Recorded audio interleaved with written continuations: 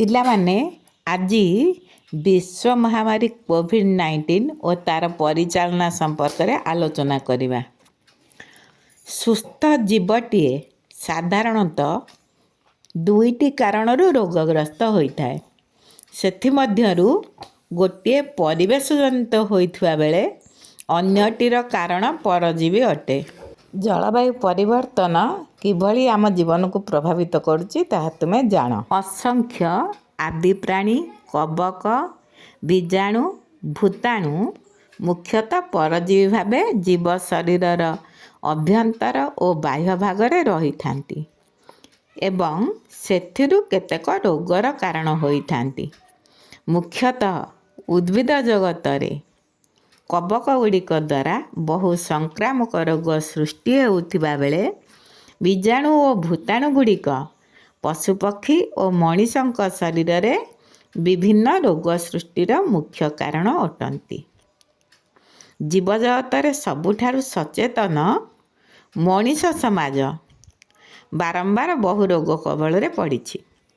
କେବେ କେବେ କେତୋଟି ରୋଗ ଏପରି ଅବସ୍ଥା ସୃଷ୍ଟି କରିଛି ଯେ ସେଗୁଡ଼ିକର ପ୍ରଭାବରେ ମଣିଷ ନିଜକୁ ଅସହାୟ ମନେ କରିଛି। ଅନେକ ଜୀବନହାନି ଘଟିଛି।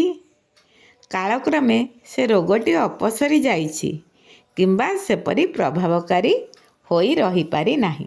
ଏବେ ଆସ କେଉଁ ରୋଗଗୁଡ଼ିକ ମହାମାରୀ, ସ୍ଥାନିକ ରୋଗ ଓ ବିଶ୍ୱ ମହାମାରୀ ସେଗୁଡ଼ିକ ସମ୍ପର୍କରେ ଜାଣିବା। ନିଜର ସ୍ୱାଭାବିକତାରୁ କୌଣସି ପରିବର୍ତ୍ତନ ଆମ ଶରୀର ବା ଶରୀରର କ୍ରିୟାକଳାପରେ ଦେଖାଗଲେ ଆମେ ତାହାକୁ ରୋଗାବସ୍ଥା କହିଥାଉ। ନିଜ ପରିବେଶରେ ଭୌତିକ ପରିବର୍ତ୍ତନ କିମ୍ବା ଅନ୍ୟ କୌଣସି ଜୈବିକ କାରଣରୁ ତାହା ହୋଇପାରେ। ରୋଗଟି ଗୋଟିଏ ବ୍ୟକ୍ତିଠାରୁ ଅନ୍ୟ ବ୍ୟକ୍ତିକୁ ସଞ୍ଚାରିତ ହେଉଥିଲେ ଆମେ ତାହାକୁ ସଂକ୍ରାମକ ରୋଗ କହୁ। ତାହାର ପରିବିସ୍ତାରର ମାଧ୍ୟମ ସ୍ପର୍ଶଜନିତ କିମ୍ବା ବିଭିନ୍ନ ପ୍ରକାର ଜୀବ, ବାୟୁ, ଜଳ ବା ଅନ୍ୟ କିଛି ହୋଇପାରେ। ସେସବୁ ଯୋଗୁଁ ମଣିଷର କ୍ରିୟାକଳାପରେ ପରିବର୍ତ୍ତନ ଆସି ତା'ର ଅଶେଷ କ୍ଷତି ଘଟେ। ଏପରିକି ସେହି ରୋଗ ହିଁ ମଣିଷ ମୃତ୍ୟୁର କାରଣ ହୁଏ। ବେଳେବେଳେ ରୋଗଟି ଏପରି ତୀବ୍ର ହୁଏ ଯେ ତାହା ଗୋଟିଏ ଭୌଗୋଳିକ ଅଞ୍ଚଳରେ ଅଳ୍ପ ସମୟରେ ବ୍ୟାପି ଯାଇ ଅସଂଖ୍ୟ ଲୋକଙ୍କୁ ମାରି ଦେଇଥାଏ।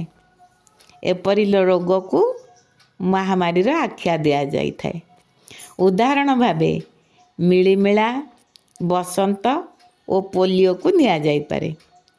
ରୋଗଟି କେବଳ ସୀମିତ ଅଞ୍ଚଳରେ କ୍ରମାଗତ ଭାବେ ରହି ମଣିଷଙ୍କୁ ରୋଗଗ୍ରସ୍ତ କରୁଥିଲେ ତାହାକୁ ସ୍ଥାନିକ ରୋଗ କୁହାଯାଏ। ଉଦାହରଣ ମ୍ୟାଲେରିଆ।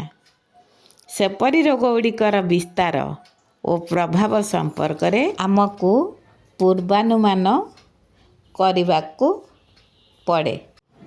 ଅର୍ଥାତ୍ ଆମେ ଏସବୁ ରୋଗର ପ୍ରଭାବ ସମ୍ପର୍କରେ ପୂର୍ବାନୁମାନ କରିପାରୁ।